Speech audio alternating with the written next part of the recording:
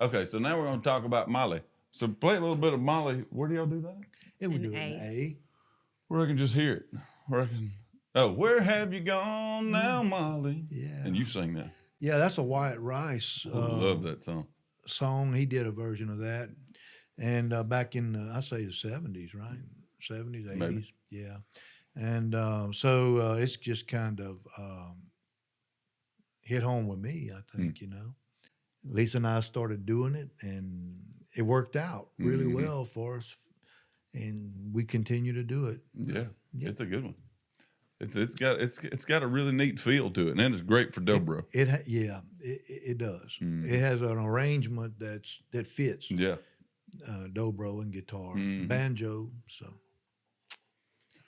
So when you're doing a song like that, a song like that is kind of, I guess, pretty easy to arrange when you're talking about just the two of you, because her rhythm is so spot on. Yeah, like it's pretty easy for. Was there a dobro break that you learned off an album, or you just no? It's a dobro part that I developed. You did? Yeah, and I didn't think I'd ever heard it. No, it's something that I've developed over the years to play, and it fits pretty much. So you've kind of got your own style on the dobro, and Yeah. it's not really specific. And honestly, I know you said you were influenced a lot by Josh Graves and Mike Aldridge. But that's who I would say, if you had one that you lean toward, at least stylistically, like the songs you like and the songs you, because I know I've heard you play a lot of Josh Graves kind of stuff. Yeah. And so you can, but I think when you kind of sit down and play. Yeah. Well, with that said, that's true. Mike was my later influence. Yeah. And so he and I performed together annually for several years at the TSGA, which is Steel Guitar Convention in Texas. And I mean, I took advantage of his knowledge. You know, Yeah. And he's a step more progressive than, and that probably, like, you definitely have your own. Did you work to develop your own voice, or did it just kind of happen? It developed. It did over the 42 years of playing, and knowing those guys personally, befriending them and sitting and listening to them and really understanding why they play the way they play. Right. It's not just about putting picks on strings or a bar. It's about why they do it that way. Could lead a musician like myself and other people who have a good ear to develop a certain sound. A sound that's your own sound. That's right. Understanding theirs helped you kind of develop sound. your own. Yeah. Because that's what they did. Exactly. That's what they did.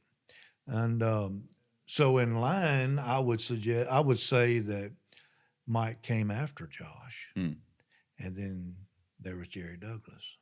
Yeah. Well, and I would say out of the three, you're probably the least Jerry Douglas, but he's pretty. I mean, he can do a lot of stuff that Aldridge does and that Uncle Josh does. He has a lot of the same ability, but his ear leads him out into territory that not many bluegrass. No, that's true. People. That's true, and they tend to feed off of each other as they develop, right? Definitely. So Gene Wooten was another influence that I did know, but he also had that Mike Aldridge, Josh Graves style. Lisa, have you ever played? Do you play a lot of? You do a great job on the rhythm. I think I've already said that. Do you ever play any breaks? I do sometimes. You do? It's not. I don't love to do it. You don't want to? I can. You know, I used to when I was younger. I used to do it a lot. But, really? I don't know. For some reason, I kind of stopped. Well, sometimes we didn't need any. Like if you have a band with 5 people, That's you true. don't need. Especially don't need with 5 the guitar. pickers, So I just kind of got out of the habit of doing it, and I do it sometimes. So you have. I can. And that kind of stuff will go away a little bit on you if you don't keep it up too. Yeah. And playing the guitar, what a bluegrass unit needs out of a guitar is kind of that strong rhythm, which you're great at, leading and passing and doing all the things that a guitar really needs to do in a bluegrass setting. Yes, she is. So.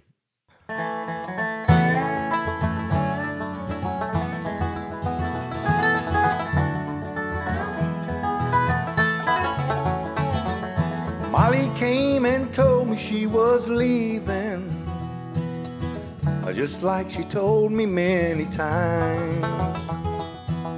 I guess I took it for granted, and that she'd always be mine. Where have you gone now, Mollie? Why did you leave me here this way? Who is the one that stole your heart? I wish you were coming back to stay.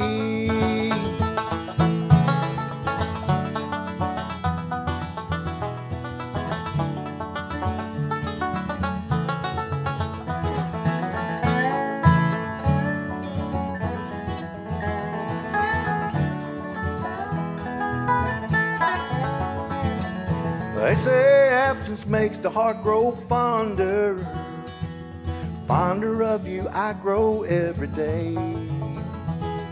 If only I had one more chance to see you. Oh, darling, this is what I'd say. Where have you gone now, Mollie?